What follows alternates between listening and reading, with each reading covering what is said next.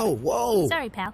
Eddie! Jen, how's it going? What you got there? I just came from the credit union, and look, they gave me this cool flip book. Jen? The animation is kind of lame, though. I don't think that's a flip book. The numbers in the corner get bigger, but that's pretty much it. Jen, I think that's your checkbook. Oh, that makes a lot more sense. See, here's the drawer information. That's you. The payee, or the recipient of the money, goes here. And your credit union, because it's the financial institution where the check can be presented for payment, is the drawee. The dollar amount goes here, a memo goes here, and this is where you sign to issue the check. Nice try. Checks have come a long way. The very first checks were written like letters. In the 1700s, the first printed checks were on special paper that you could only get at the bank. These checks featured fancy designs that were difficult to copy and made forgeries easy to spot. That's actually where the word itself comes from, checking for forgery. Huh.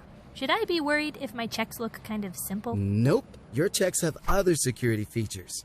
Microprinting, check numbers, and even basic things like writing out the dollar amount help protect you from check fraud. What about these numbers down here? Those numbers identify your financial institution, your account number, and your check number.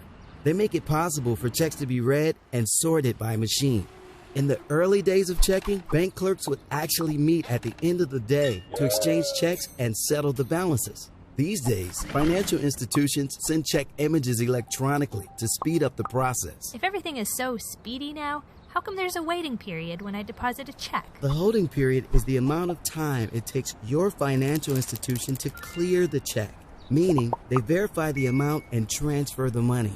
It can vary from a couple of days to a week or more, depending on the financial institution. If there are insufficient funds to complete the transfer, the check bounces. Not literally, Jen. Eddie, do you think checks are going to be around for much longer? They seem kind of old-fashioned, especially compared to stuff like debit cards and automatic payments. Checks aren't as popular as they once were, but they're still in use for things like payroll, rent, and utility bill payments. So knowing how to write a check and understanding the holding period is still an important part of balancing a checking account. Gotcha. Thanks, Eddie. You got it. Seriously, you gotta stop doing